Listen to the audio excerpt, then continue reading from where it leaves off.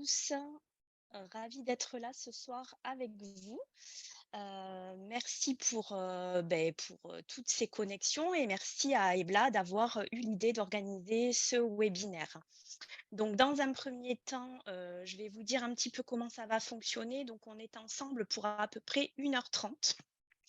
Le webinaire va être enregistré, donc surtout si vous ne souhaitez pas être enregistré, soit vous vous déconnectez ou soit vous coupez votre webcam, tout simplement. Et je crois que là, elles sont toutes désactivées pour l'instant. Vous n'avez pas non plus l'accès au son pour laisser la présentation se dérouler. En revanche, vous pouvez interagir dans le webinaire. Pendant que je fais la présentation, je ne pourrai pas répondre à vos questions dans le chat. Vous pouvez néanmoins en mettre dans le chat. Ma collègue qui interagit avec moi prend les questions et à la fin du webinaire, nous avons prévu un temps pour répondre à toutes vos questions ou à apporter des précisions si je n'ai pas été assez claire sur certains points. Donc, je vous propose en quelques minutes de me présenter. Donc, je suis de formation professeur des écoles, puis professeur des écoles spécialisées. J'ai passé le CAFIPEMF et je me suis dirigée vers la formation et donc j'étais conseillère pédagogique pendant plusieurs années. J'ai également été pendant une année, j'ai fait fonction d'inspectrice au niveau de l'école inclusive et j'ai quitté le service de l'école inclusive et cette année, je suis responsable de 2 antennes de CMPP au niveau pédagogique. Donc, j'ai écrit pour EBLA l'ouvrage Le guide pratique enseigner en unité d'enseignement. Il y a de ça à peu près 1 an qu'il est sorti, même si en amont. Et donc, aujourd'hui, je vous propose donc un webinaire axé sur la méthodologie de l'observation et la rédaction des projets individuels, puisque en théorie, à la fin de la période 1, nous sommes en plein dans ce travail de rédaction. Donc, je vous propose de démarrer le webinaire et donc, je vais vous partager mon écran avec le diaporama que j'ai préparé pour vous.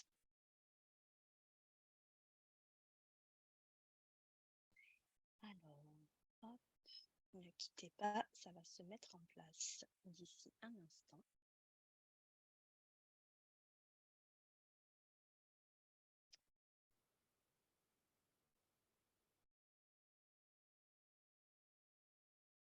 Hop. Et théoriquement, là, vous avez accès à l'écran du diaporama. Donc, le thème du webinaire, donc le projet pédagogique. Alors, certains l'appellent PPI, projet pédagogique individuel. Dans les recommandations de bonnes pratiques, il s'appelle aussi PPI, mais c'est un projet personnel d'intervention. Certains l'appellent juste projet individuel. Bon, voilà, on peut lui donner le nom qu'on veut. L'idée étant bien d'avoir un projet par élève et un projet, nous, on est enseignants, donc un projet à visée pédagogique. Donc, l'objectif de ce webinaire, c'est bien, de vous apprendre un petit peu ce qu'est la méthodologie de l'observation pour que vous puissiez rédiger efficacement vos projets individuels. Évidemment, ce travail de méthodologie d'observation, il prend un certain temps. C'est pour ça qu'en règle générale, la période 1, c'est une période où on se pose, où on observe les élèves et où on va justement aiguiser son regard. On va travailler autour d'activités qui vont permettre, en fin de période 1, de rédiger ce projet. Donc, je vous propose de rentrer dans le vif du sujet avec un plan. Donc, ce plan va être très simple en 3 parties. Donc, la première partie, évaluation, observation, c'est-à-dire que, voilà, on va amorcer le début d'année et on va voir un petit peu, voilà, ce qu'il en est. Et puis, je vais un petit peu vous guider également sur, comment on rédige ce projet, pédagogique avec, des conseils et des outils. Et puis donc la dernière phase de ce webinaire sera pour les questions, comme je vous l'ai annoncé en amont.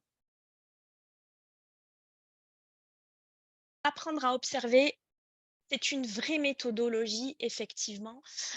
Si certains d'entre vous sont engagés dans le KPI, voilà, la méthodologie de l'observation, c'est un vrai, travail, voilà, il y a beaucoup de théorie là-dessus. Donc, du coup, voilà, il faut apprendre vraiment à observer efficacement. Alors évidemment, c'est une formation, moi, que j'ai l'habitude de faire en environ 3 heures, donc on va le condenser aujourd'hui. Mais, je vais essayer d'aller à l'essentiel et de vous donner toutes les clés pour que vous puissiez observer, efficacement et sereinement vos élèves. Alors, je fais un petit aparté, dans cette partie sur les évaluations diagnostiques puisque, les évaluations diagnostiques et l'observation vont permettre de rédiger les projets. Donc, pourquoi on évalue les élèves? Il faut, quand on arrive dans une classe, qu'on ne connaît pas ses élèves, eh bien, il faut proposer des choses pour qu'on puisse déterminer des niveaux.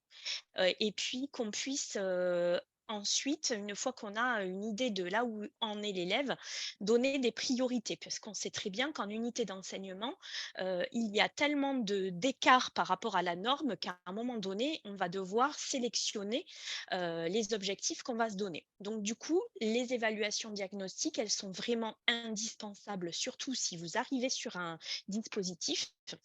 Si vous ne connaissez pas vos élèves, pour tous les nouveaux élèves, parfois, il y avait des élèves que je gardais plusieurs années. Pour les élèves que je gardais plusieurs années, je faisais pas la batterie d'évaluation diagnostique chaque année. C'est-à-dire que les élèves que je connaissais déjà, j'avais déjà fait un projet individuel en amont et donc je cherchais à voir, pendant l'été, ceux qui étaient restés ou pas. Parce qu'on sait très bien que, pendant les 2 mois d'été, les élèves n'ont certes souvent pas été sollicités et donc, forcément, il y a de la déperdition et il y a des élèves qui, même, désapprennent à un moment donné. Donc, du coup, c'est important, même si on ne fait pas une évaluation diagnostique complète, car on connaît déjà ses élèves, mais il faut quand même faire parce que des fois, on se rend compte que pendant l'été, il y a eu de la déperdition d'informations. Donc, 2 conseils pour les évaluations diagnostiques. Voilà, le premier conseil, c'est, EduSCOL. EduSCOL, il y a des tests de positionnement de la grande section à la seconde. Donc, c'est des tests en maths et en français qui permettent d'avoir le niveau des élèves. Donc, c'est par classe. Et donc, on peut vraiment avoir, une idée vraiment du niveau des élèves, très précis en lien avec, bah, la classe en fait, hein. Sur EduSCOL, vous avez grande section, hop, maths, français et ainsi de suite jusqu'à la seconde. Donc c'est un test, on va dire, le test de positionnement, c'est officiel, c'est sur EduSCOL. Et donc du coup, vous n'avez pas à fabriquer, des tonnes de tests en reprenant, différentes sortes d'exercices et en fabriquant des choses qui peuvent être très lourdes et très fastidieuses, surtout quand on arrive sur un dispositif et qu'on ne connaît pas les élèves et qu'on a déjà assez de travail comme ça. Donc on se dirige vers EduSCOL, le premier conseil. Le deuxième conseil, c'est un test que j'ai découvert, enfin des tests que j'ai découverts sur un blog. C'est le blog de Cristal à l'école. Alors d'accord, on n'est pas sur quelque chose qui est estampillé éducation nationale et officiel. J'ai testé et approuvé, ces QCM. Je les ai fait tester aussi dans des classes. Les enseignants qui les ont testés, m'ont fait de très bons retours, également sur ces tests QCM. Ça permet, alors là, c'est pareil, on a des niveaux, c'est du CP au CM2, je crois et donc ça permet vraiment d'aller à l'essentiel. On est sur des QCM, donc on peut, par exemple, être en individuel avec un élève pour l'aider à faire ce test, ça prend même pas 30 minutes, pendant que les autres sont en autonomie ou alors on met tout le monde au travail et on fait les QCM. Tout dépend après du degré d'autonomie de vos élèves, mais en tout cas, c'est des tests qui sont peu coûteux en temps et qui sont vraiment très efficaces pour cibler, si l'élève a des soucis de compréhension, de calcul et cetera. Donc je les recommande vraiment si vous n'avez pas encore fait d'évaluation diagnostique, si, jamais vous voulez tester des choses, voilà, les tests de cristal à l'école sont très bien faits.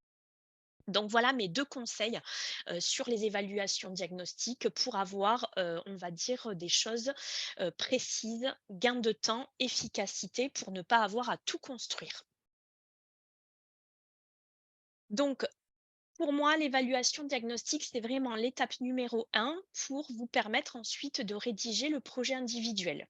Mais ce n'est pas, le seul, critère. C'est-à-dire qu'il va vous falloir, en plus de l'évaluation diagnostique et ben, observer vos élèves pour voir d'autres choses. Parce que le niveau ne va pas suffire à rédiger vos projets pédagogiques individuels et le niveau ne va pas non plus suffire à connaître vos élèves. Donc, étape 2, l'observation. L'observation avec les points d'appui des élèves, les difficultés et ce, dans différents domaines. Alors, vous voyez là en dessous de mon gros titre, il y a un petit lien sur l'Académie de Versailles.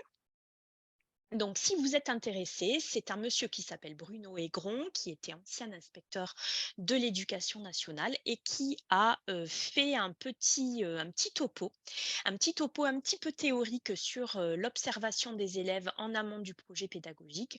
Et donc, je me suis permise de vous donner ce lien de la SH 91 car je pense que c'est important aussi de se nourrir un petit peu de théorie parce qu'il y a le pratico-pratique, etc. Mais des fois, c'est bien de savoir aussi un petit peu à quoi ça fait référence. Donc voilà, tout au long de ce webinaire, vous verrez que de temps en temps, je vais vous donner des petits conseils comme ça théoriques pour vous nourrir un petit peu et pour que étayer votre, comment dire, votre enseignement. Donc, l'observation, c'est un ensemble de techniques qui vont être mises en œuvre pour recueillir et analyser des indices qui vont servir à la conception des unités d'apprentissage.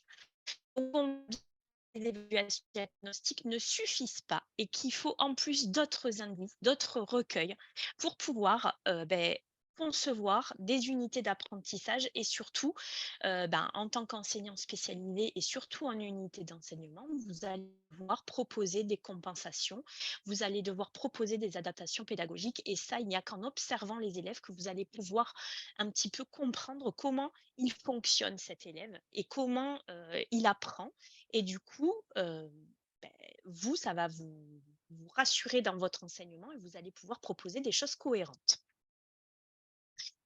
Donc, on a différentes observations. La première observation que je voulais vous présenter, c'est l'observation indirecte. Et l'observation indirecte, c'est pas vous qui allez la faire. C'est des autres qui l'ont fait pour vous, mais par contre, ils vont vous en parler de cette observation.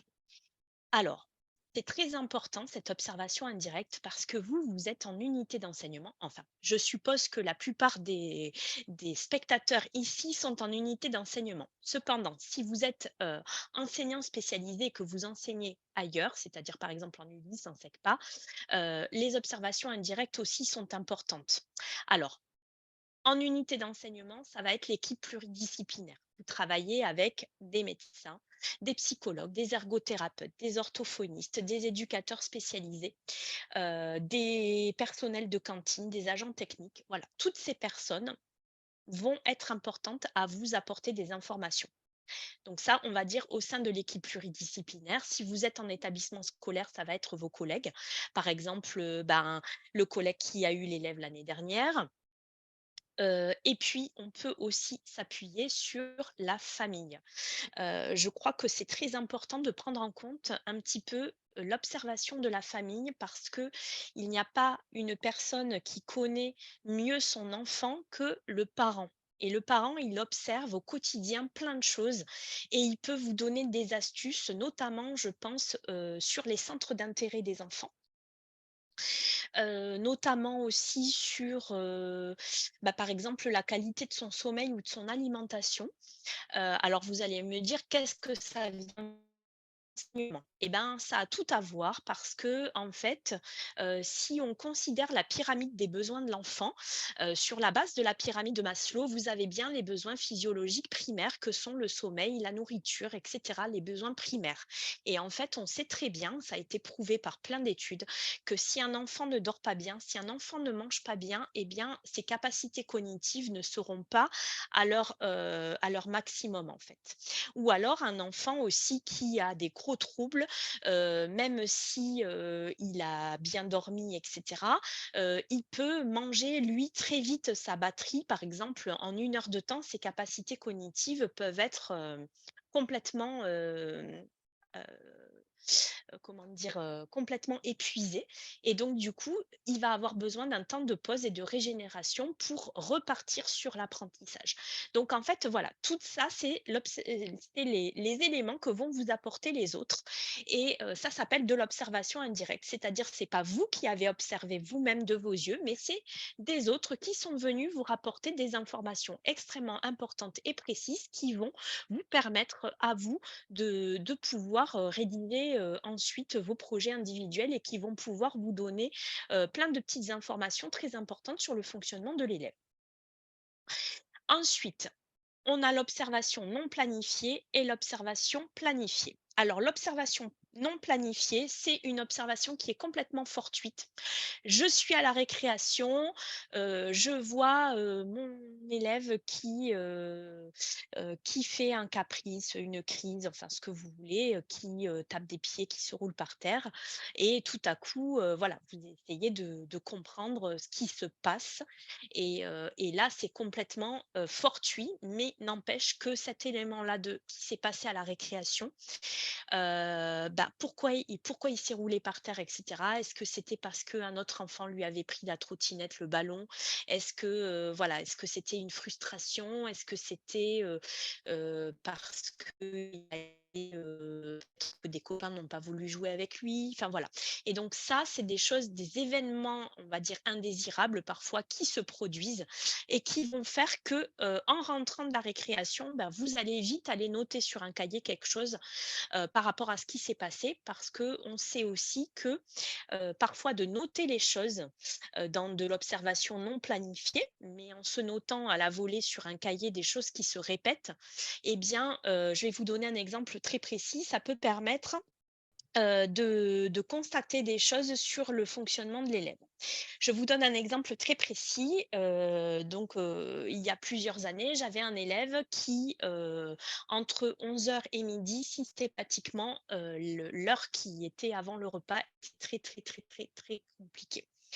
Et donc, en fait, ce qui se et donc, bon, à force de noter que ça arrivait tout le temps à cette heure-là, forcément, la première chose à laquelle j'ai pensé, c'est, l'heure du repas, hein. Qu'est-ce qui se passe par rapport à l'heure de midi? Est-ce que c'est la cantine qui lui plaît pas? Est-ce que voilà, est-ce qu'il a des troubles alimentaires et cetera? Et bon, en fait, tout simplement, c'était que l'enfant en question, passait 1 heure et demie dans le transport le matin. Il se levait très tôt, aux alentours de 6 heures du matin. Le petit déjeuner était bien trop loin et donc du coup, le midi, ben, il avait, enfin voilà, 11:30 là, ses capacités cognitives, elles étaient complètement épuisées et donc c'était le moment où il fallait vraiment le faire manger et donc en comprenant ça, on a pu avancer l'heure du repas pour son groupe, du coup à 11h30 au lieu de 12h30. Ça a permis, voilà de supprimer, la crise, qui était récurrente à cet horaire-là. Donc voilà et ça, c'était à force d'observations comme ça, non planifiées que j'avais notées sur un cahier qui permettait de déterminer ça au bout de quelques semaines. Parce que, voilà, les observations récurrentes comme ça, quand on arrive à analyser des choses, c'est au bout de plusieurs semaines. Et puis ensuite, on a l'observation qui est planifiée. Donc là, on l'a réfléchi en amont, cette observation planifiée, et on sait qu'on a envie d'observer quelque chose. Et donc, on va se donner les moyens de le faire. Et là, on va rentrer vraiment dans le vif du sujet de l'observation. Elle est planifiée, ok. Donc, en 3 étapes. Donc, première étape, l'étape 1 qui est en amont de l'observation. Et là, je vais, me dire: «Bon, alors aujourd'hui, qui est-ce que je vais observer? Un ou plusieurs enfants? À quel moment je vais les observer?» De la journée parce que, bah, ma journée de classe, je peux pas passer ma vie à observer, donc il faut que je cible des moments pour me mettre en situation d'observation. Ou alors si on est plusieurs dans la classe, on peut aussi demander à la ESH collective, ceux qui sont en ULIS. En IME parfois ou en ITEP, il y a de la co-intervention avec un thérapeute ou un éducateur. Donc là aussi, on peut se donner des rôles et réfléchir en amont, qui va observer, pourquoi.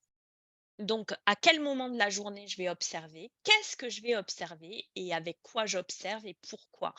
Donc, ça veut dire que je vais préparer en amont ben, mes grilles d'observation pour avoir des éléments. Ça veut dire que je sais que je vais observer à tel moment de la journée. Il faut savoir que l'observation, 10 minutes suffit. 10 minutes suffisent à observer un groupe d'enfants.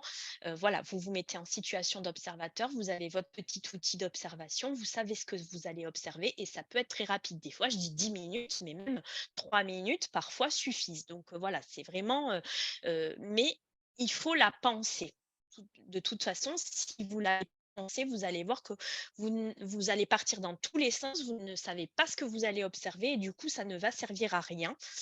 Parfois, on se dit: «Bah, je prends des notes sur un cahier, j'observe tout» et voilà. Et au final, après, on a plein d'informations et on ne sait plus quoi en faire. Donc vraiment, je vous invite à faire l'étape 1, c'est-à-dire penser votre observation, quand, qui, pourquoi, pour qui, avec quels outils et du coup, vous allez voir que vous allez gagner du temps. Ensuite, dans l'étape 2, vous allez être en situation d'observation et là, on va voir dans la diapo suivante ce que ça implique. Et dans la dernière étape, donc qui est après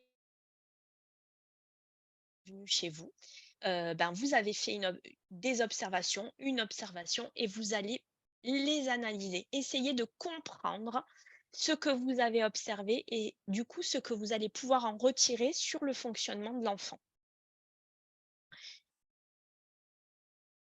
Donc, les différentes observations planifiées. On a l'observation participante. L'observation participante, c'est-à-dire que le maître va, par exemple, animer un atelier et en animant et il va cocher dans sa grille. Par exemple, j'anime un atelier, de langage.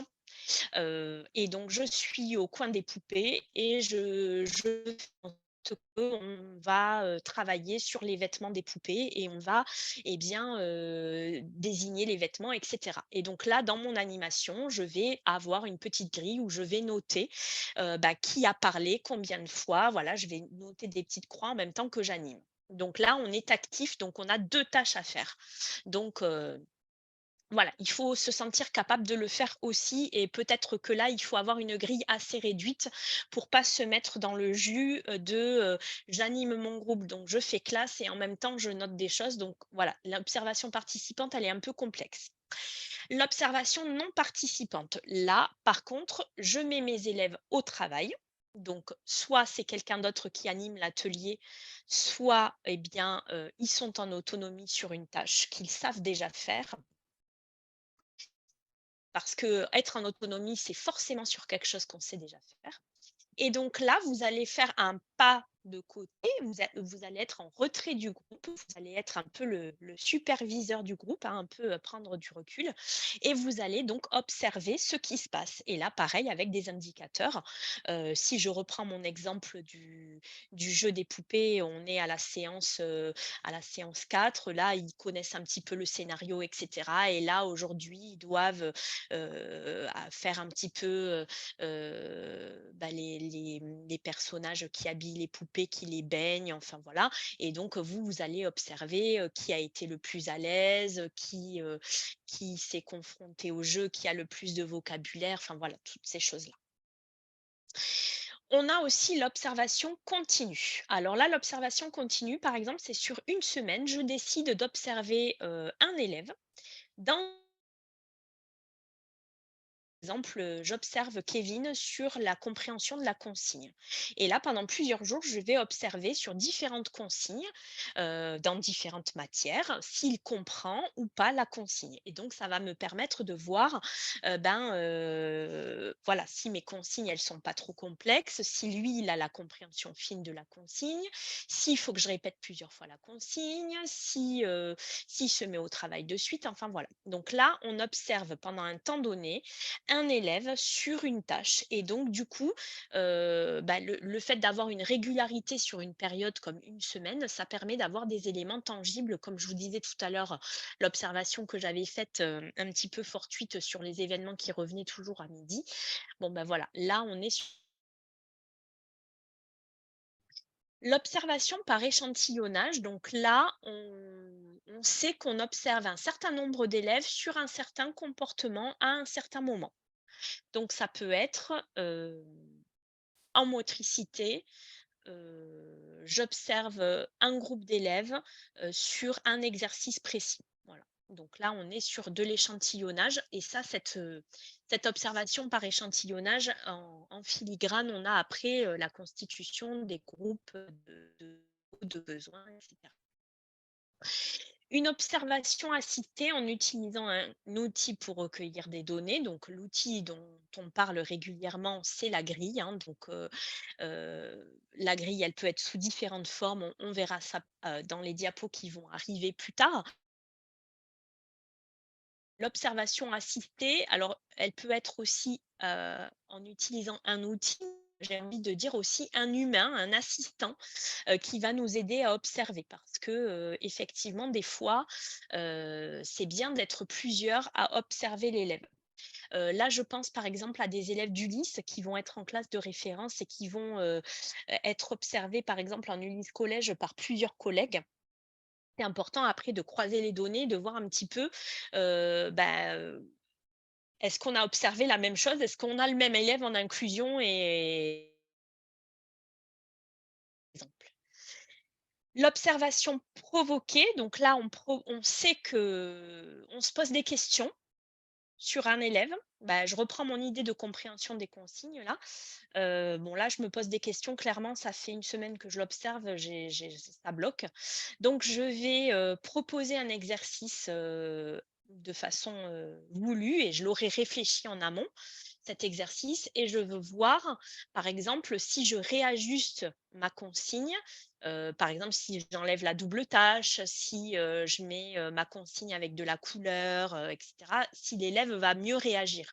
Et là, ça me permet déjà d'anticiper sur, des adaptations et sur des compensations que je vais penser, mais je veux voir si ça marche. Donc je provoque quelque chose. Donc l'observation libre non planifiée, on en a parlé, ça nécessite aucune préparation et c'est le petit cahier qui sert à tout. Et puis l'observation indirecte, on en a aussi parlé en amont. Donc, comment j'observe? Alors, c'est important d'avoir des grilles d'observation. Donc, on a, notre inspecteur dont je vous ai parlé tout à l'heure, Bruno Aigron, qui a écrit un ouvrage, qui s'appelle «Scolariser les élèves handicapés, mentaux ou psychiques». Donc cet ouvrage, il a été réédité, plusieurs fois, maintes fois même, j'ai envie de dire. Avant, il était vert, maintenant il est rouge.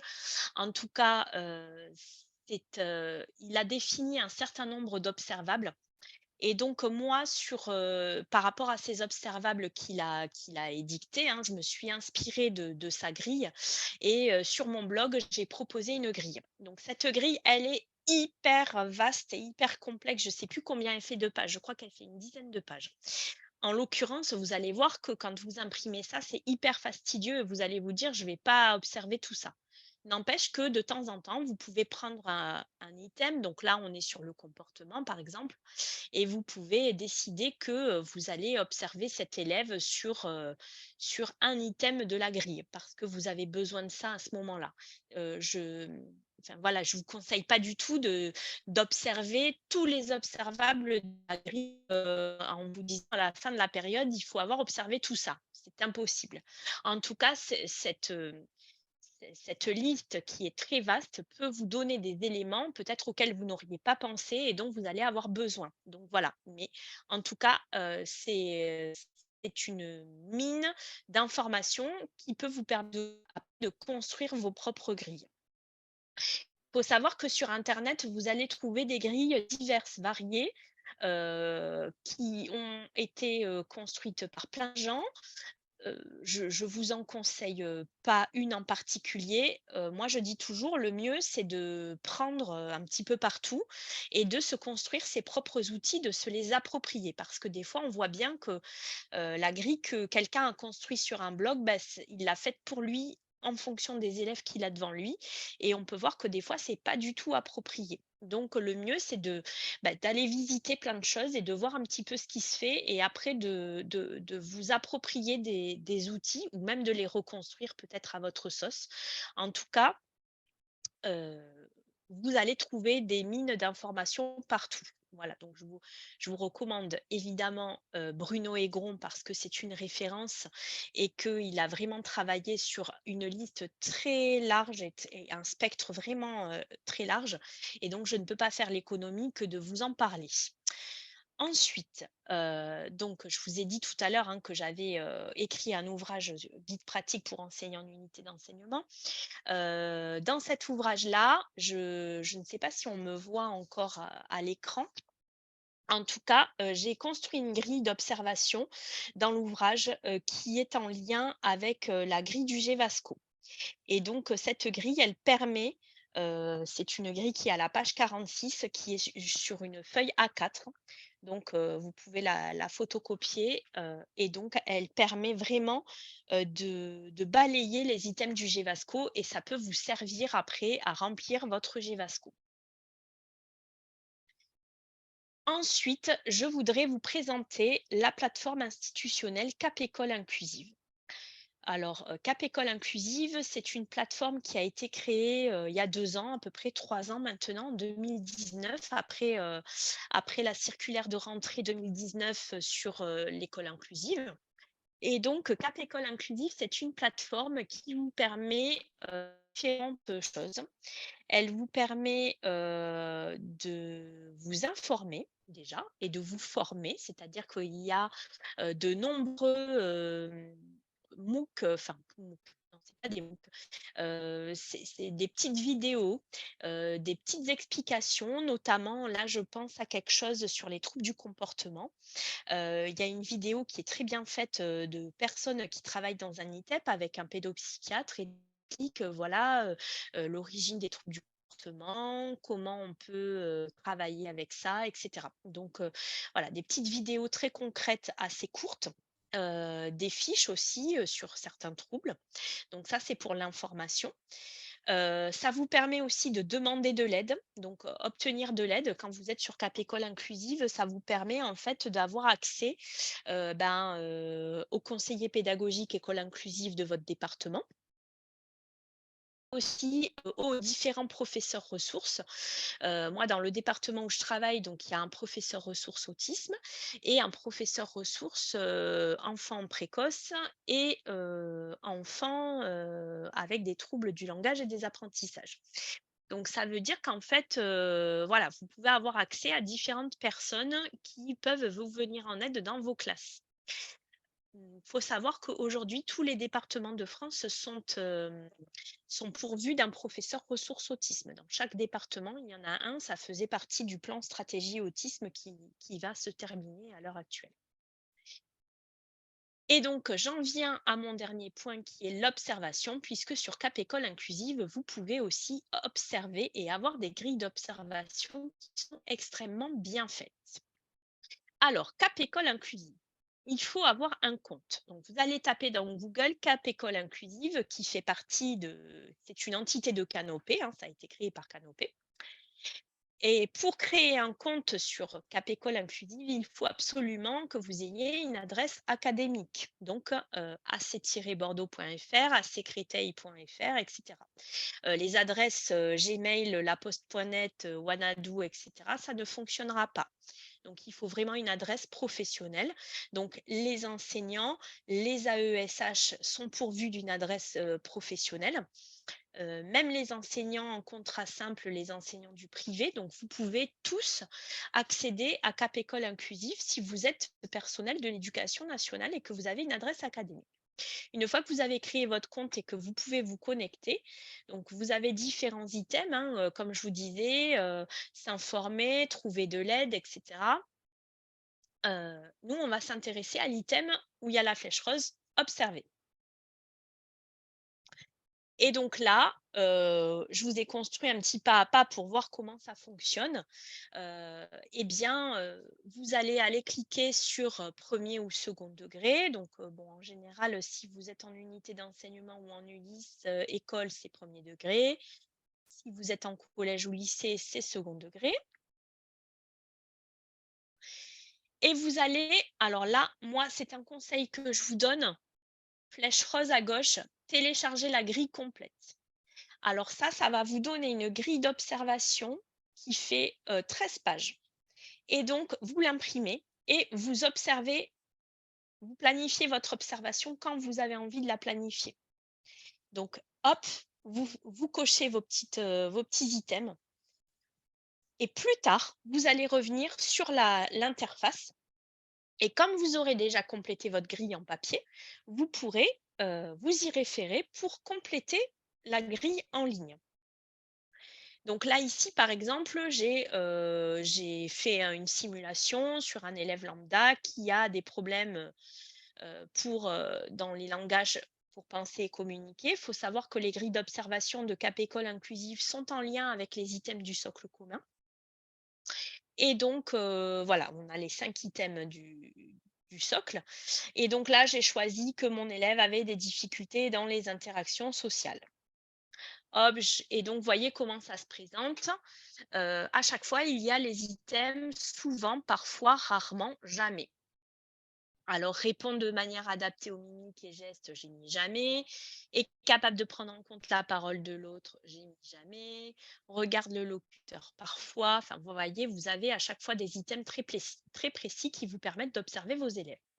Et à la fin, une fois que vous avez rempli votre grille, vous allez cocher «Voir les résultats» et alors là, il y a un truc magique qui se produit. J'avoue que quand j'étais enseignante spécialisée débutante, j'aurais aimé que cette chose se produise de façon magique et donc c'est: je découvre les adaptations qui sont proposées. Et donc, par exemple, là, après tout ce que j'ai coché, il se trouve que apparemment mon élève a des problèmes, enfin les difficultés repérées, c'est les interactions sociales. Alors il y avait toute une liste d'adaptations, je vous en ai juste mis une, mais vous avez différentes idées et donc là, on me propose de travailler sur le vivre ensemble et sur les règles et donc vous voyez en bas, vous avez en savoir plus et là, ça me ramène encore à une autre page et donc ça m'indique concrètement comment je peux mettre en place cette chose-là. Il faut savoir que, vous allez avoir une multitude de suggestions. Je vous déconseille de les appliquer toutes en même temps parce que vous allez vous épuiser. L'idée est de prendre un conseil, de l'adapter, de le mettre en œuvre, de voir si ça marche au bout de plusieurs jours et ensuite de passer à autre chose. Vous ne pouvez pas tout mettre en place en même temps, c'est impossible. Il faut vraiment se concentrer sur une chose. Donc, je voulais vraiment vous présenter cette plateforme parce que c'est une plateforme qui est institutionnelle et qui est vraiment top pour trouver des adaptations et pour les mettre en œuvre. Si vous n'avez pas de... Des fois, l'enseignant, il est tout seul dans son unité d'enseignement et il ne sait pas trop à qui il peut demander conseil. Et là, je trouve que c'est une interface qui est vraiment chouette. Je tenais à vous présenter également le sémaphore de bonjour et la paire. Alors, le sémaphore, donc vous avez, donc ça se présente sous forme de grille et de cible, plus précisément. Je vous le trouvais sur l'INSPE de Lyon et je me suis aperçue hier en vous préparant le que je ne le trouvais plus. Alors, je l'ai retrouvé via un lien. Voilà, donc ce lien, le sémaphore de bonjour et la paire, qui est un outil qui est très bien fait. Alors, Bonjour et la paire, en 2004, ils ont écrit un ouvrage autour du projet individuel et de qu'est-ce que ça pouvait influer sur comment le projet individuel pouvait influer sur l'inclusion, en fait. Et donc, dans cet ouvrage, ils proposent cette technique de sémaphore que je vais vous présenter maintenant et qui est extrêmement intéressante et qui permet aussi de cibler des choses et vraiment d'aller à l'essentiel pour toujours vous faire gagner du temps, c'est l'idée. Donc, on a des fiches qui sont des fiches radars. Donc, on a le comportement face aux activités, le comportement, personnel, et social, pardon. C'est trop vite. Ouh là là, il faut que je revienne en arrière. Excusez-moi. Je ne sais plus comment faire. Alors attendez. Hop, échappe. Je vais trop vite. Hop. Je vais revenir en arrière. Excusez-moi pour ce petit contretemps. J'ai voulu cliquer pour vous montrer et voilà ce qui se passe, des bêtises. Donc, je reviens. Voilà. Et je vais pouvoir à nouveau vous partager mon écran. Mille excuses. Les aléas du direct.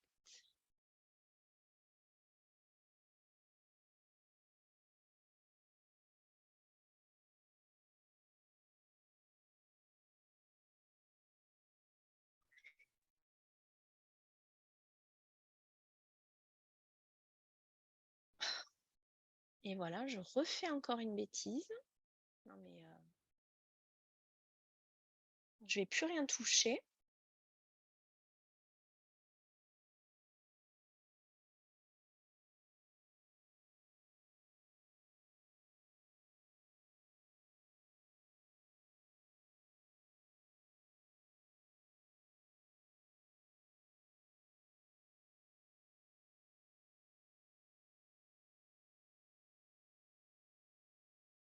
Allez, cette fois j'y repars et je ne touche plus à rien. Je vous prie de vraiment m'excuser.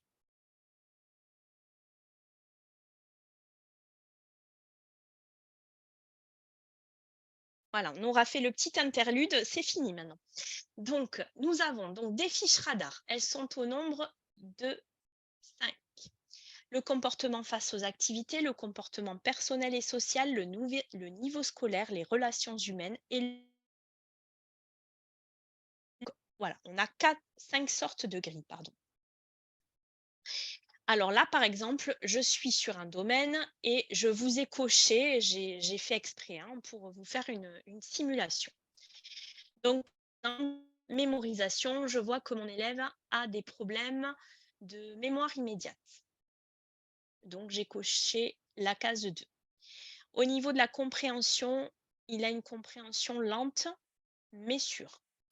Et au niveau de l'observation et de l'analyse, il s'attache à quelques détails. Donc, vous voyez que vous avez des degrés de 1 à 5.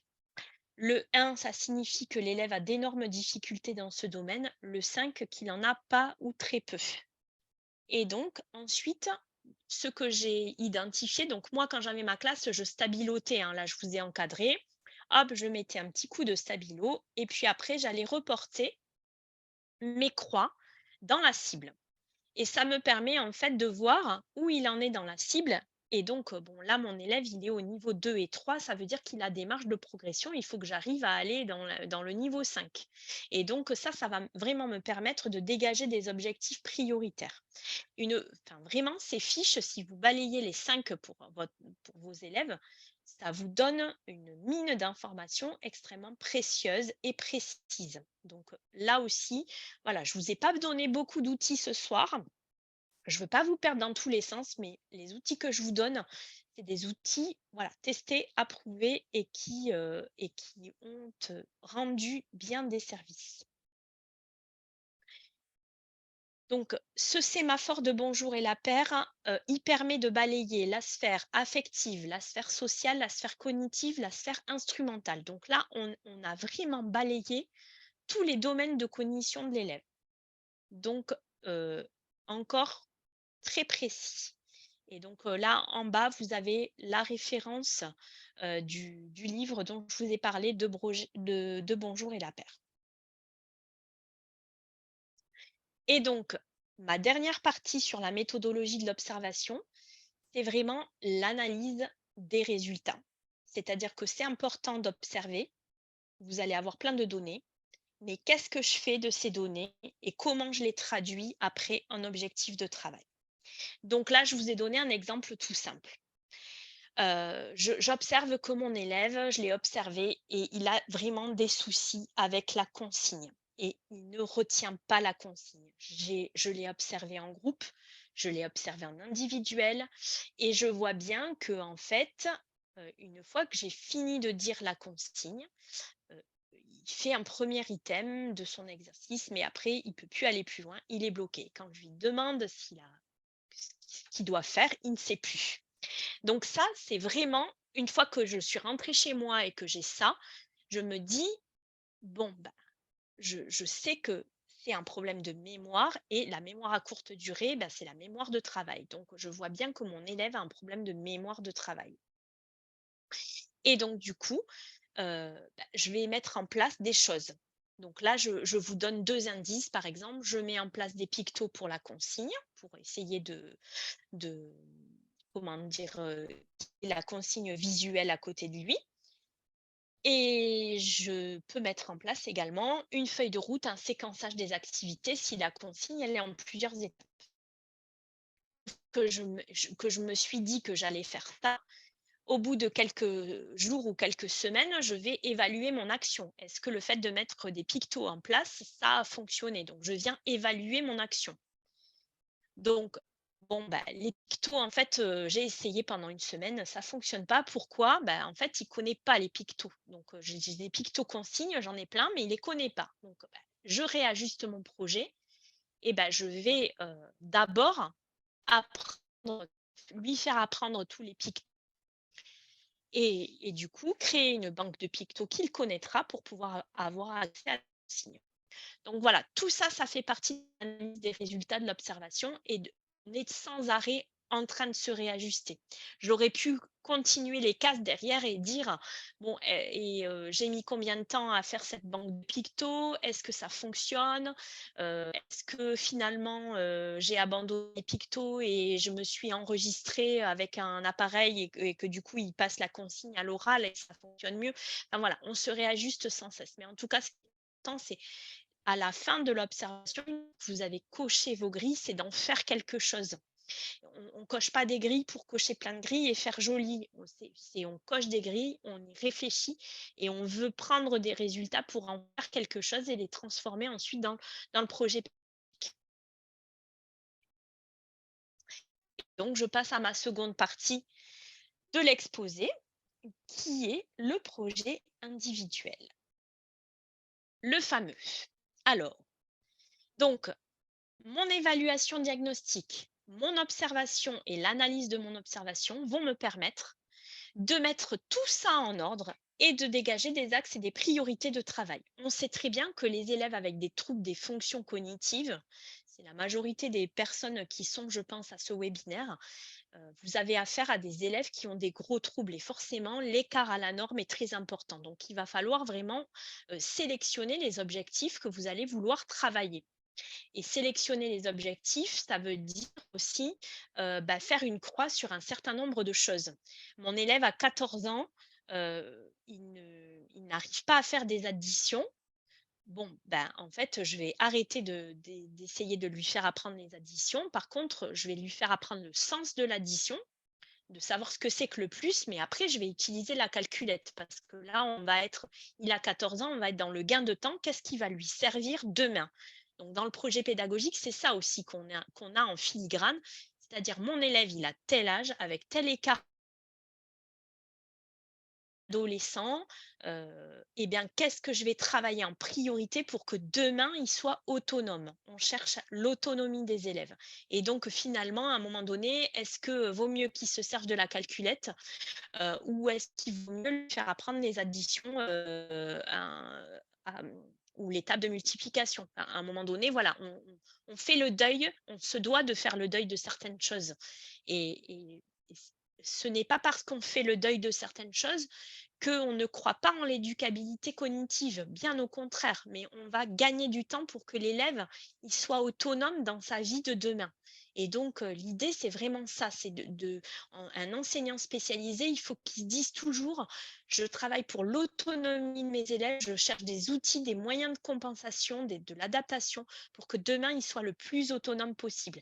Et il y a des pans de choses qu'on ne va pas étudier ou faire, mais c'est pas grave parce que, moi, mon objectif, ben, c'est qu'il habite tout seul, qu'il se déplace en bus et cetera et cetera. Donc, le projet individuel, qu'est-ce qu'il est? C'est un projet qui est unique. Il y en a un par enfant. Le projet de Dylan ne sera pas le même que le projet de Sophie. Le projet pédagogique, il se fonde sur les évaluations diagnostiques et les observations. C'est-à-dire que vous avez du tangible pour vous aider à l'écrire. Le projet est conforme au programme en vigueur, c'est-à-dire que je ne vais pas prendre exemple, je ne vais pas me référer aux programmes de 2008 qui sont obsolètes. Par contre, je vais prendre les derniers programmes en vigueur. Il prend en compte tout le socle. Je ne fais pas uniquement un projet pédagogique de maths et de français. Non, le projet pédagogique, il est dans son ensemble, c'est-à-dire que l'élève, il va faire du sport, de la musique, il va faire des sciences, de la découverte du monde, enfin voilà. Je prends en compte toutes les matières. C'est vrai que de plusieurs fois sur des KPI, j'ai vu des projets pédagogiques où les enseignants spécialisés, mais certainement par manque de temps, ne font que des projets pédagogiques et français. Mais je suis désolée, là, on oublie, tout un pan de la vie scolaire de l'élève. Parce qu'en plus de ça, il y a certainement des points d'appui qu'on trouve dans d'autres matières que les maths et le français. Donc c'est important de tout balayer, même si on a des fois peu d'informations et peu de données sur les matières, mais c'est important de tout balayer. Et il prend en compte les différentes sphères, c'est-à-dire qu'il prend en compte ce que je vous ai présenté, via le sémaphore de bonjour et la paire. C'est-à-dire que tout ce qui va être, mémoire, autonomie, attention, concentration, relation aux autres, tout ça, ça va venir abonder notre projet individuel. C'est très important.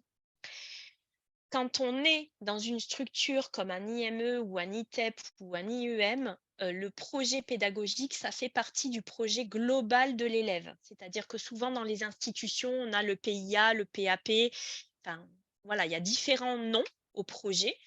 Heu, En tout cas, le projet pédagogique, c'est une partie du projet global de l'enfant, le projet de soins notamment, mais aussi le projet éducatif thérapeutique.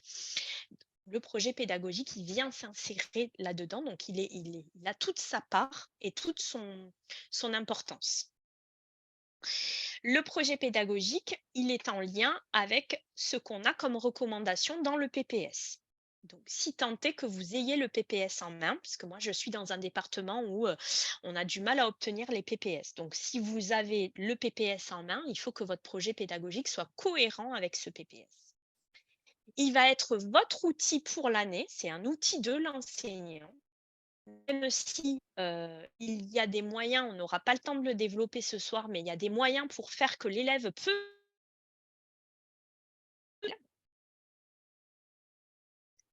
et il va vous servir bien évidemment à la préparation de votre équipe de suivi de la scolarisation. Je rappelle que, la loi, enfin la circulaire de 2006, qui, est sur, notamment le PPS de l'enfant, elle indique qu'il y a une ESS par an et par enfant et que les élèves en unité d'enseignement sont concernés. C'est-à-dire que c'est pas parce qu'il est en unité d'enseignement qu'il n'a plus d'ESS. C'est pas parce qu'il est dans un établissement spécialisé qu'il n'y a plus d'ESS. L'ESS, elle est pour tous les enfants en âge d'être scolarisés et donc les unités d'enseignement en font partie. Le projet individuel, ce n'est pas le document de mise en œuvre du PPS. Alors, il y a un document qui s'appelle le MOPS, le document de mise en œuvre du PPS, donc qui en fait va permettre de se donner des objectifs pour, on prend le PPS, il y a des conseils et ce document de mise en œuvre, je crois que c'est une circulaire qui est en 2017 si je ne me trompe pas. Ce document, il y en a pour la maternelle, pour l'élémentaire et pour le second degré. et il permet de mettre en œuvre les indications du PPS. Heu, le projet individuel, c'est pas ça. Le projet individuel, il est beaucoup plus détaillé que le document de mise en œuvre du PPS. Alors je sais qu'il y a beaucoup d'enseignants maintenant qui rédigent uniquement le document de mise en œuvre du PPS, par gain de temps, hein, tout simplement. Mais, c'est vrai que, en tant qu'ancienne enseignante spécialisée, je préférais produire un projet individuel beaucoup plus détaillé qu'un MOPS. Voilà. Mais c'est un avis personnel parce que le MOPS, c'est un document qui est institutionnel et qui est dans une circulaire. Le projet individuel, ce n'est pas une PAOA, une programmation adaptée des objectifs d'apprentissage. Pareil, la PAOA, c'est un document institutionnel. Et là, ça se passe au niveau de la MDPH. La MDPH, en commission qui s'appelle la CDAPH, elle décide qu'il doit y avoir une programmation adaptée des objectifs d'apprentissage et elle demande à l'établissement scolaire de la mettre en place. Ça se passe notamment pour les élèves pour lesquels il y a un trop grand écart entre la norme et, et son niveau. Je vous donne un exemple très concret. Un élève qui est en sixième, qui attend une place en IME, qui n'a pas de place en IME, pour autant il est en sixième ordinaire. Et pour autant, il doit être scolarisé parce que la loi, c'est l'instruction. Et donc, du coup, je ne dis pas que c'est satisfaisant, hein, attention. Par contre, bah, l'élève, la CDAPH va demander au collège de proposer une PAOA pour justement avoir que quelques objectifs d'apprentissage et ne pas se focaliser sur un programme de sixième. Et puis, le projet individuel, ce n'est pas le projet global de l'enfant puisque comme je vous ai dit, en général, dans une structure, il y a un projet de soins, il y a un projet éducatif et thérapeutique et il y a un projet pédagogique et ces 3 font le projet global de l'enfant. Le projet individuel tout seul ne fait pas le projet global de l'enfant. Le projet individuel, il prend en compte les spécificités de chaque élève grâce aux observations. Il détermine les pratiques pédagogiques à mettre en œuvre et il va permettre d'établir une progression personnalisée, c'est-à-dire que, comme je vous disais tout à l'heure, hein, Kevin n'a pas le même projet individuel que Sophie et par conséquent, ils n'auront pas la même programmation à l'année. C'est un projet, donc il évolue, il est évalué, il est réajusté. Souvent, on fait un projet pédagogique par an. Heu, Par contre, évidemment, il ne peut pas rester en l'état pour l'année. Il revient dans l'année et on voit ce qu'on a fait, où on en est. Quand je travaillais en IME, on avait, au mois de janvier et au mois de juin, on proposait des bulletins, scolaires, donc le livret scolaire unique, hein, le LSU. Donc Heu, en janvier et en juin, ça permettait de se poser sur chaque élève puisqu'on allait rendre le bulletin aux parents. Et bien, ça permettait de se poser sur chaque élève et de voir là où on en était de son projet individuel et de le réajuster. C'est évidemment bien d'y revenir et de ne pas l'avoir dans un dossier classé. Le projet individuel, il vit. Donc là, je vous propose, différentes parties pour le projet individuel. Donc la partie 1, ça va être toute la présentation qui est une partie un petit peu administrative, heu, avec, voilà, qui est mon élève, sa date de naissance, son adresse. Est-ce qu'il a une mesure éducative? Alors attention, faut pas être trop intrusif, mais par contre, évidemment que si l'élève est placé en famille d'accueil, je vais me le noter parce que, ça va avoir une importance. Je vous rappelle que les familles d'accueil n'ont pas d'autorité sur l'enfant. Donc par conséquent, une ESS, ça se fait en présence de la famille et pas de la famille d'accueil. Ou on peut l'inviter aussi, mais en tout les personnes qui ont en charge l'enfant, à part s'ils sont déchus de leur autorité parentale, mais en tout cas, voilà, c'est important d'avoir des éléments comme ça parce que des fois, l'élève vit dans un endroit, mais ses parents qui ont l'autorité parentale sont à un autre endroit. Il ne faut pas perdre de vue que les parents seuls ont l'autorité sur l'élève et des fois, c'est vrai que voilà, on en oublie un petit peu que l'élève, il a une vraie famille parce que la famille d'accueil là au quotidien et je ne dénigre pas le travail des familles d'accueil, mais par contre, c'est bien de remettre chacun à sa juste place. Hem, Équipement numérique à domicile. Ça aussi, ça va être important. Puis vous êtes sans savoir que depuis le confinement, chaque début d'année, nous devons faire un document sur, ben, si on est à nouveau confiné, comment ça va se passer. Donc, j'ai perdu le mot du document, mais c'est à chaque début d'année, chaque, école, chaque établissement doit faire ce petit document et donc pour réaliser ce document, il faut qu'on sache les équipements de nos élèves. Il faut aussi qu'on ait des adresses mail valides. Donc le fait de faire de réactualiser le projet individuel en début d'année, ça va nous permettre aussi de faire tout ça. Heu, Est-ce que l'élève a accès à un ordinateur à la maison? Est-ce qu'il a internet? Est-ce que je peux avoir un mail facile d'accès et cetera? Je mets l'emploi du temps de l'élève évidemment, je mets son temps de scolarisation parce que j'oublie pas que, souvent en établissement spécialisé, il a pas l'élève a pas forcément 24 heures de scolarisation.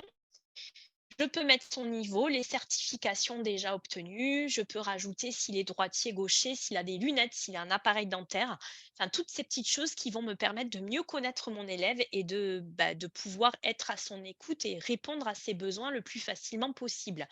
Notamment pour les lunettes, si un élève a de gros soucis de vue et souvent les ados, ils veulent pas mettre leurs lunettes, donc elles sont au fond du sac.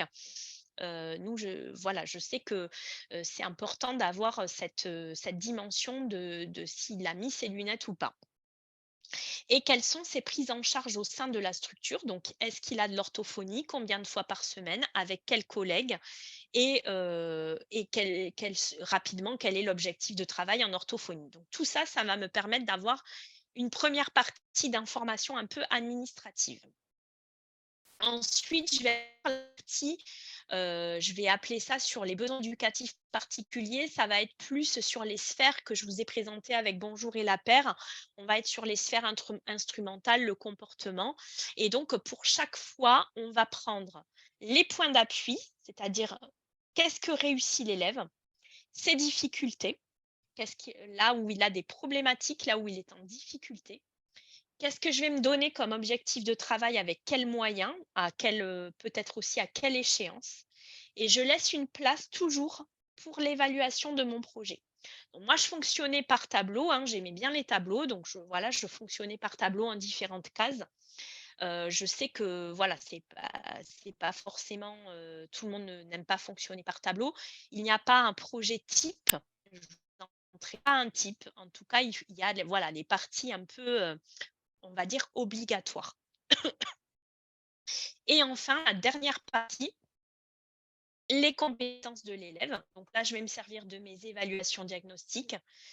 Elles sont, en lien avec toutes les matières, ce que je vous ai expliqué tout à l'heure. On s'appuie sur les programmes et toujours pareil, ce qu'il est là où il est en réussite, là où il est en difficulté, quelles compétences je choisis de travailler, avec quels moyens d'adaptation ou de compensation. Parce que, par exemple, je vais peut-être, travailler les grands nombres, mais je vais me servir de la calculette. Donc tout ça, je le note dans mon projet pédagogique et toujours pareil, je garde une place pour réajuster.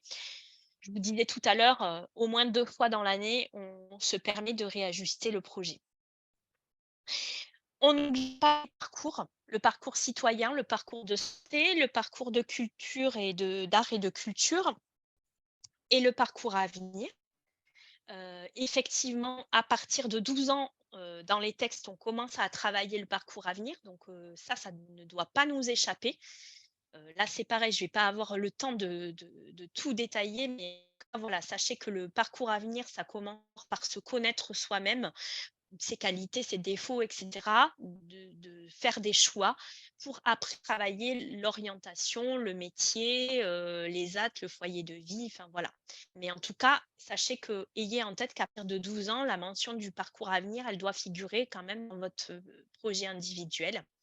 Et puis on n'oublie pas non plus les certifications que l'on vise, que ce soit, apprendre à porter secours, nécessaire, la certification en langue, la certification du parcours numérique. le CECRL, donc là, c'est alors le le cadre de référence des compétences numériques. Voilà, je vais y arriver. Donc, vous avez tout un parcours sur Eduscol pour travailler les compétences numériques qui sont aujourd'hui imparables. Donc voilà, on n'oublie pas toutes ces choses qui vont aussi permettre aux élèves, et notamment les élèves qui sont en établissement spécialisé, au travers des parcours, de travailler des matières fondamentales, la lecture, et la compréhension. Donc on n'oublie pas de s'appuyer sur ces parcours, ludiques et un petit peu, on va dire que c'est moins, des apprentissages académiques et moins stéréotypés qui vont leur permettre de mettre du sens sur les apprentissages et de pouvoir travailler des compétences qu'ils n'auraient pas travaillées, sinon. Et dans l'ouvrage, que j'ai rédigé l'année dernière, vous trouverez, un exemple.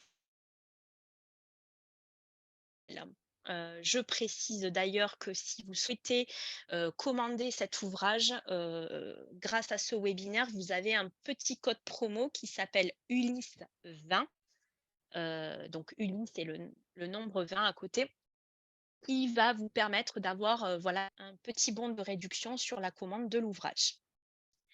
Et puis on arrive donc à la dernière partie, des questions. J'avais prévu 30 minutes à peu près de questions. Je suis contente parce qu'il est 19h05 et je suis complètement dans les temps. D'écran, pour ceux qui souhaitent, me voir. Avant de vous quitter, enfin de quitter le diaporama plutôt, vous pouvez donc retrouver mon blog sur, Onaya, sur internet. Vous pouvez me retrouver donc sur Twitter, sur Facebook, sur Instagram. Si ensuite, après le webinaire, vous souhaitez continuer à interagir et garder un lien, avoir des réponses ou des conseils de temps en temps, j'essaye d'être le plus réactif possible. Donc voilà, n'hésitez pas à me retrouver sur les réseaux. Et donc, je vais arrêter le partage pour répondre à vos questions.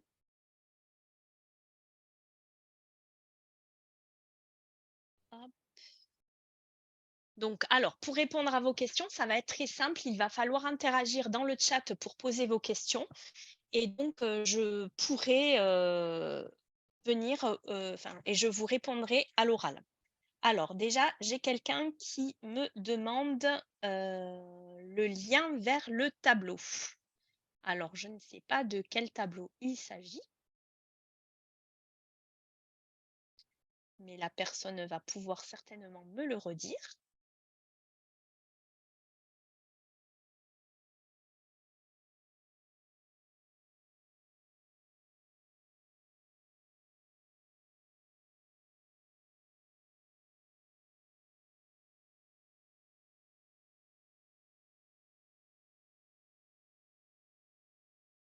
Sur le profil général. Ah, OK. Alors ça, c'est le sémaphore de bonjour et la paire.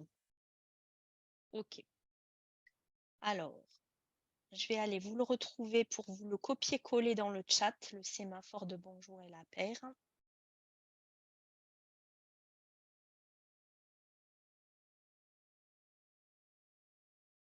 Excusez-moi, je veux répondre correctement à la collègue.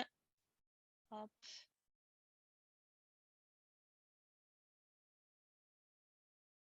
Voilà le sémaphore de bonjour et la paire, pas de souci. Vous l'avez dans le chat. Alors, j'ai 2 questions pour lesquelles je vais déjà répondre. Donc, une collègue dit qu'elle est T1, qu'elle est affectée en Ulysse et que là, elle a la pression pour rendre les projets individuels aux conseillers pédagogiques et elle demande si elle peut avoir un temps de délai. Alors, oui, un temps de délai, c'est-à-dire que le projet pédagogique, le projet individuel, c'est un outil de l'enseignant, donc il n'y a rien qui, vous ordonne de le faire. Évidemment, c'est mieux si vous avez, des projets individuels dans votre classe parce que si vous n'en avez pas, vous allez voir très vite que vous allez être en difficulté pour travailler. En l'occurrence, il n'y a pas de de temps pour les faire. Moi, je me rappelle que quand j'étais CPC, parfois, je travaillais avec les enseignants pour les construire ensemble. Parfois, il y avait des enseignants, ils mettaient jusqu'à février pour pouvoir en rédiger parce que ça demande, une formalisation et quelque chose qui est, compliqué au départ quand on n'en a jamais fait. Donc moi, ce que je vous conseille, c'est d'essayer d'en faire un, de vous mettre à fond sur un projet et de vous dire: «Bon allez là, dans 1 semaine ou 2 semaines, je finis un projet» et une fois que vous en aurez fait un, vous verrez qu'après ça ira beaucoup mieux et que vous aurez, voilà, plus de facilité et plus de recul aussi parce que c'est un travail de formalisation qui est assez lourd et donc quand on n'en a jamais fait, moi je crois que je me rappelle que mon tout premier projet, j'ai dû mettre 10 heures.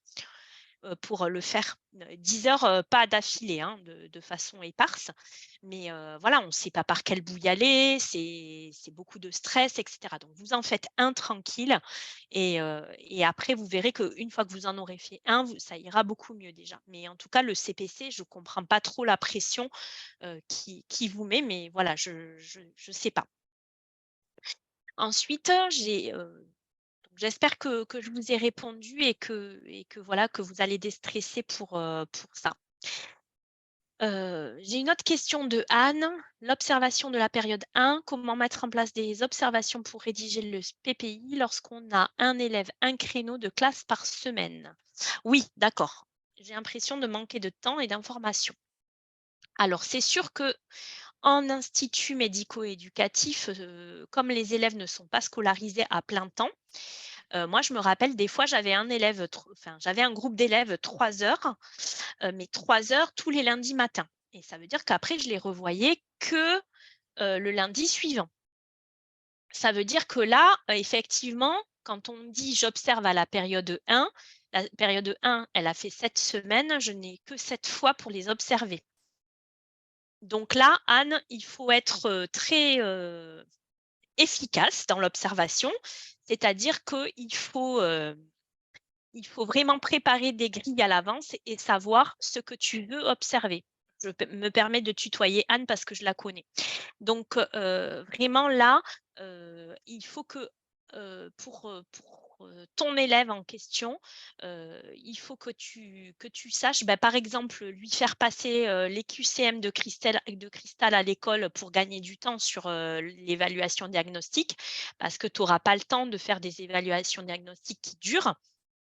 Et puis ensuite, heu, mettre en place des observations, tu peux aussi croiser avec les éducateurs, voir ce qu'eux, ils ont observé dans leurs, différents champs et ensuite, faire des grilles, mais voilà, des grilles, simples, courtes. Alors, peut-être avec Cap École inclusive, moi je testerai quand même, voilà, mais en tout cas, de pas, prendre plus beh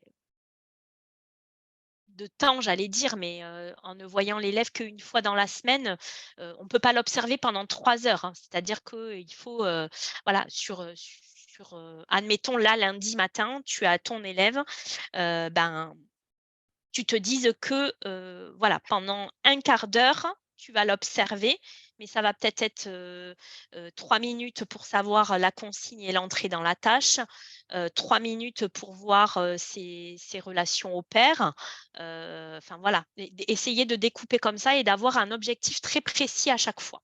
J'espère que je suis claire. Alors ensuite, je regarde s'il y a d'autres questions dans le chat.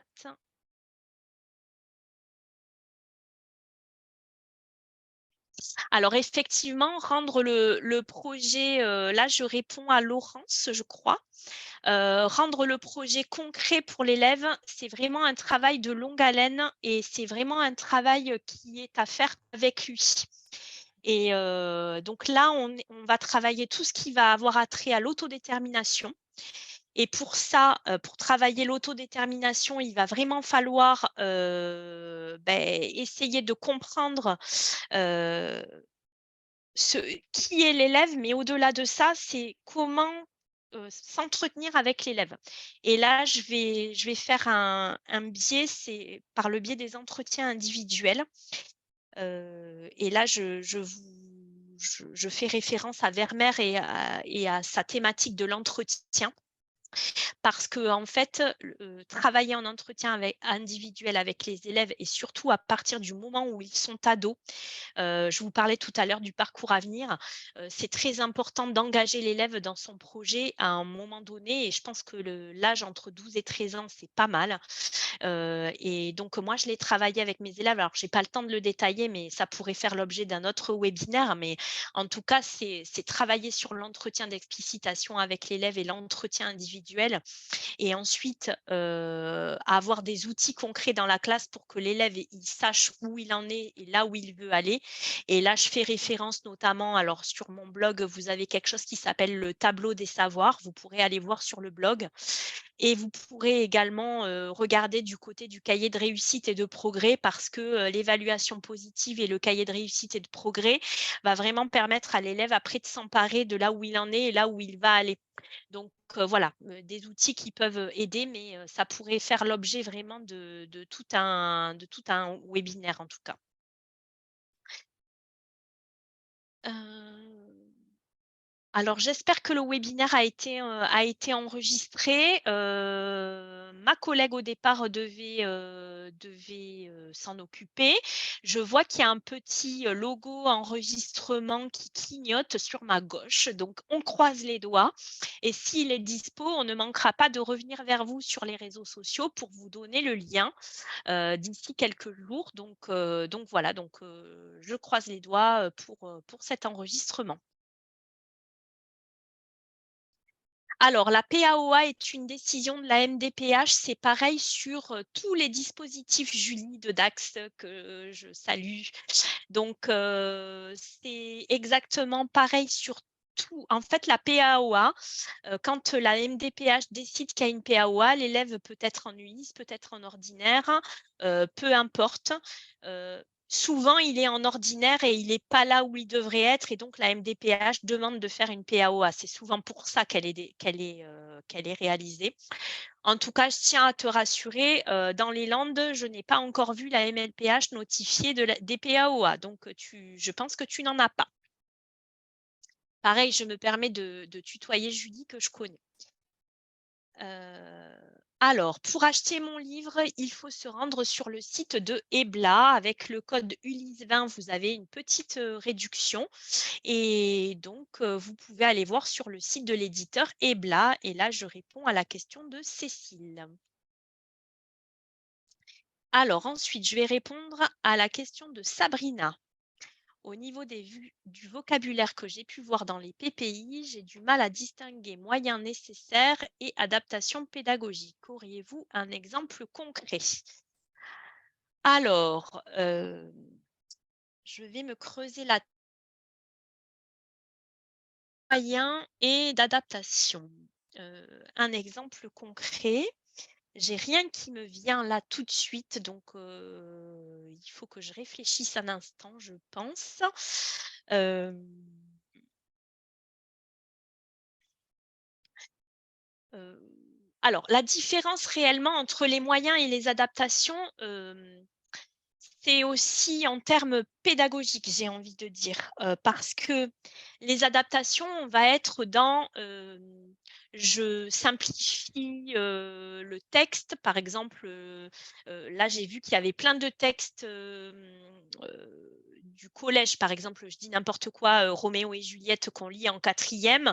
Bon, il y a des maisons d'édition qui sont en train de s'intéresser à tout ça et qui proposent des outils, soit en FALC, en facile à lire et à comprendre, soit en édition simplifiée pour, les élèves avec des troubles des fonctions cognitives ou les élèves nouvellement arrivés en France.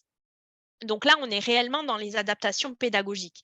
Ça va être mettre la consigne en couleur, utiliser des pictos, mettre en place le time timer et cetera. Là, on est dans du concret, dans des adaptations. Les moyens pour y arriver, là, c'est purement, on va dire, du côté de l'enseignant. C'est les moyens que l'enseignant va se donner. Alors ça peut être des moyens en temps. Moi, je sais que je me rappelle que, il y a pour certaines séquences d'apprentissage, au lieu de le faire en 10 séances, je le faisais en 30 séances parce qu'en fait, je décortiquais tellement. Donc ça, c'est un moyen. Un moyen, ça va être aussi de s'inspirer de tel ouvrage, alors là, manuel de tels manuels qu'on va adapter pour arriver à acquérir cette compétence. Voilà la différence que je ferai entre moyen et adaptation. J'espère que j'ai été assez claire. Je réponds à Thérèse, qui est en formation KPI et qui nous dit lui a présenté le PPI comme un combiné du MOPS et de la PAOA. Je suis un peu perdue. Si l'on joint le MOPS au PPI, faut-il remettre toute la partie de l'administratif? Euh, alors, la PAOA et le MOPS, ce sont des documents institutionnels et on ne peut pas les traficoter. C'est-à-dire que, voilà, il y a des circulaires pour les mettre en œuvre et on tape dans notre ami Google, on trouve et par exemple, pour le document de mise en œuvre et à l'élémentaire, il y en a un qui est en maternelle, il y en a un qui est, au collège. Pour la PAOA, c'est pareil, il y a un document officiel. La différence avec le projet individuel, c'est que ce n'est pas un document officiel, c'est un outil de l'enseignant. Donc, il fait comme il veut pour le, pour le mettre en place et pour le rédiger comme il l'entend. C'est vraiment un outil de l'enseignant. C'est pas un outil institutionnel obligatoire qu'on nous demande. Enfin, bien sûr, quand on se présente au KPI, si vous n'avez pas de projet individuel, vous vous tirez une balle. C'est le projet individuel, c'est votre outil à vous d'enseignant spécialisé. Le document de mise en œuvre du PPS, c'est un document qu'on nous demande de rédiger. Alors, je sais que dans certains départements, ils sont plus à cheval sur le MOPS que bah, moi, je travaille par exemple dans le département des Landes. Dans le département des Landes, comme on n'a pas de PPS, ou très peu, eh bien, le MOPS, du coup, n'est pas obligatoire forcément. Après, je sais que dans certains départements, les inspecteurs de l'éducation nationale veulent voir des MOPS. Voilà. Mais cela dit, quand on travaille en institution comme en IME et en ITEP, c'est difficile d'avoir un MOPS en bonne et due forme et je préfère 100 fois un PPI qui est beaucoup plus détaillé, comme je l'ai dit tout à l'heure.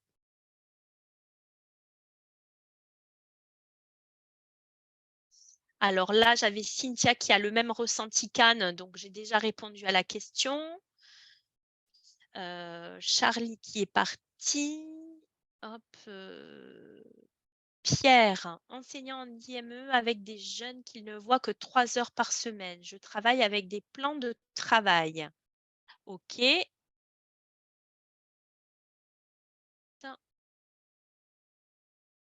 Alors oui, le plan de travail, évidemment, Pierre, c'est la bonne solution puisque vos élèves, bon, bah, entre 17 et 21 ans, normalement, ils ont un projet, qui est assez clair. J'espère qu'ils sont acteurs de leur projet individuel et du coup, peut-être qu'ils n'ont pas tous les mêmes besoins ou les mêmes envies. Pareil, hein, quand j'avais des élèves de ce groupe, de cette classe d'âge-là, en général, ils ont un projet bien précis. Moi, je me rappelle de 2, 3 élèves qui travaillaient ce qu'on appelle la RAE, la reconnaissance des acquis par l'expérience. Donc, c'est un petit diplôme, on va dire que c'est comme la VAE. Et donc, ils travaillaient à avoir cette RAE et donc ils avaient une demande bien précise auprès de l'enseignant. C'était de travailler telle et telle chose. Et donc, du coup, évidemment que sur ces élèves-là, le plan de travail, c'est une très bonne solution. Donc, Pierre, moi, je vous invite à continuer vos plans de travail si vous arrivez à les gérer, parce que c'est ça le plus difficile, c'est la gestion du temps et de passer le temps avec l'élève, etc., et la correction. Mais voilà, à continuer, c'est très bien. Alors, le PPI en IME, difficile de rédiger un PPI quand on voit certains que 30 minutes et 1 heure. On ne peut pas tout faire. Peu de chances que l'éducateur sportif pour les 15 jeunes, sans compter les autres jeunes scolarisés. Je suis T2. Je n'avais pas conscience de tout cela. Alors, évidemment, si vous voyez votre élève que 30 minutes ou 1 heure dans la semaine, alors bon, déjà d'une, et effectivement, c'est difficile, de rédiger des projets individuels. S'il y a un éducateur sportif, évidemment, vous allez peut-être pas faire le sport, mais par contre, vous allez discuter avec lui sur, des questions peut-être de motricité, et surtout sur l'attestation peut-être de apprendre à nager qui, selon moi, est la plus importante à avoir. Par contre, voilà, moi, il y a quelque chose qui m'interroge du coup, c'est, 30 minutes à 1 heure par semaine de scolarisation, quel sens ça a pour un jeune? Heu et qu'est-ce qu'il retient de cette scolarisation? Heu, voilà, moi ça m'interroge. Par contre, bon voilà, je connais pas votre contexte d'exercice, mais pour moi, un élève qui ne vient pas, enfin qui a moins de 3 heures de scolarisation par semaine, pour moi, ça n'a pas de sens. Enfin voilà, clairement, quand on sait qu'une compétence aujourd'hui, donc ça, c'est pareil, hein, ça a été prouvé pour, que l'élève acquiert une compétence, il faut qu'il la travaille tous les jours pendant. Donc, on va dire que pour il a qui que l'élève acquiert une compétence, elle doit être travaillée tous les jours pendant une période, ça correspond à peu près à une période entre chaque vacances. Donc je me dis que l'élève, voilà, qui déjà ne vient qu'une fois 30 minutes, comment il peut travailler une compétence? Voilà, ça m'interroge. Après, je comprends que vous ne puissiez pas tout faire, dans le temps imparti. Moi, je vous conseille de partir sur ce que vous faites. Voilà, quand je dis que le PPI doit balayer toutes les matières, c'est pour les gens qui ont, quand même les élèves, de façon, quand même, importante en classe et plusieurs heures dans la semaine. Voilà, mais évidemment que vous allez pas pouvoir, faire ça. Alors, donc là, je réponds à Christelle qui demande si j'utilise le LPI ou le LSU. Alors, qu'on soit bien clair, le LPI qui a été mis en service en janvier 2022 n'est pas accessible dans les établissements, spécialisés, c'est-à-dire que IM, ITEP, IEM n'ont pas accès au LPI. Le LPI va être accessible pour les enseignants qui vont travailler, dans les établissements scolaires, donc SECPA, Ulysse. Là, vous allez avoir accès au LPI. Donc le LPI, heu, ne va pas vous aider à, enfin, en tout cas, dans le LPI, vous n'allez pas pouvoir faire de projet individuel. Le LPI, pour l'instant, vous allez pouvoir uniquement remplir un GEVASCO première demande, remplir un PAP, remplir un PPRE. Donc pour les élèves en situation de handicap que normalement vous avez, le LPI ne va pas vous servir à grand chose. En ce qui concerne le LSU, donc le livret scolaire unique, là, c'est pareil. Quand on est en ULIS, en SECPA, on peut avoir accès au LSU numérique. Quand on est en établissement spécialisé, nous n'avons pas accès aux interfaces. Donc, quand je travaillais en IME, j'avais en fait, trouvé sur internet, je crois que c'était dans l'académie de Strasbourg, le document, Word du LSU. J'avais remis l'en-tête, de l'IME dans lequel je travaillais et cetera, et donc j'avais pu, avec mes collègues, refaire un bulletin, à rendre aux familles pour que, en fait, le bulletin à rendre ait l'aspect le plus normé possible. Voilà. Donc en fait, c'est comme si il avait été fait dans le LSU et imprimé, sauf que c'était un document Word, et je crois que c'était l'académie de Strasbourg qui l'avait, servi, qui l'avait sorti. Je pourrais le retrouver si jamais, vous êtes intéressé par ce document. N'hésitez pas à me demander sur Instagram et je pourrai certainement vous le retrouver. Alors, je continue à descendre les questions. Hop, donc,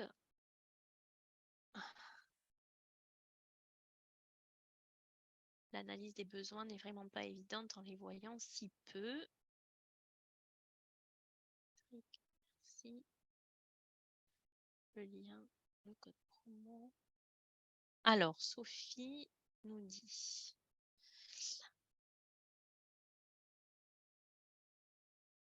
«Je suis T2. en IMTSA avec 90% de non-verbaux. Y a-t-il des observations spécifiques pour ces élèves? Alors oui, alors dans mon blog, pardon. Donc je réponds à la collègue qui est T2 en IME avec des élèves TSA et ces élèves sont non-verbaux et elle me demande s'il y a des grilles. Donc dans mon blog, j'avais créé des grilles, des compétences transversales pour les élèves qui ont peu de compétences, donc vous pourrez les retrouver sur le blog. Donc c'est déjà une première base. Ensuite, il y a des ouvrages qui sont très bien faits sur les TSA. Là, c'est pareil, je vous invite à me recontacter plus tard sur Instagram pour que je vous donne parce que là, j'ai mon placard qui est fermé et il n'est pas dans la pièce et donc du coup, je voudrais pas aller piocher et perdre du temps. Mais oui, vous allez pouvoir avoir, des ouvrages donc je n'hésitez pas à revenir vers moi en priorité sur Instagram, c'est là où je suis le plus. Avez-vous des conseils pour mettre en place des plans de travail pour des élèves? Alors attendez.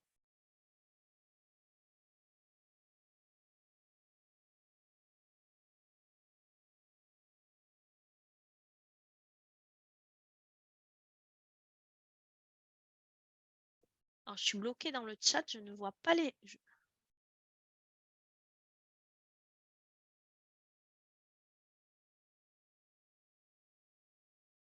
alors des plans de travail pour des élèves entre 15 et 19 ans que j'ai 3 heures par semaine. Alors, des conseils déjà, c'est le premier conseil, c'est l'autonomie de l'élève. Pour travailler un plan de travail, moi quand j'ai commencé à travailler les plans de travail, mes élèves étaient autonomes uniquement 5 minutes, quelques minutes, donc on faisait, voilà, ça aussi, ça se travaille, hein, le temps d'autonomie, c'est un début. Ensuite, dans le plan de travail, ne leur donner que des choses sur lesquelles, ils sont déjà aguerris. C'est-à-dire qu'un plan de travail n'est pas pour apprendre de nouvelles choses. Le plan de travail, c'est vraiment pour être en autonomie sur des choses qu'on sait déjà faire. Et donc ensuite, tout dépend leur niveau scolaire et leurs demandes et leurs projets en fait, hein. Donc là, c'est difficile, mais en tout cas, la première variable, ça va être le temps d'autonomie et ça se travaille. Donc on peut commencer avec un plan de travail qui fait 5 minutes et finir à la fin de l'année avec un plan de travail qui fait 3 heures. Ça, c'est tout à fait possible. Ne pas oublier que quand on fait un plan de travail, il faut quand même un temps où on est avec l'élève et où on vient s'assurer qu'il est au travail, qu'il y arrive, que et un temps aussi où on va expliquer des nouvelles notions parce qu'il est quand même là, non pas pour faire que du réinvestissement. Donc voilà, donc du coup, il faut penser à tout ça pour mettre en place les plans de travail. Mais c'est quelque chose qui se met pas en place en un jour et qui peut être très efficace avec, le style d'élève adolescent. Donc Cynthia nous a mis en ligne des matrices de l'académie de Strasbourg. Oui, c'était ça dont je faisais référence, le LSU, exactement. Et là, j'arrive au bout des questions, je ne vois plus rien.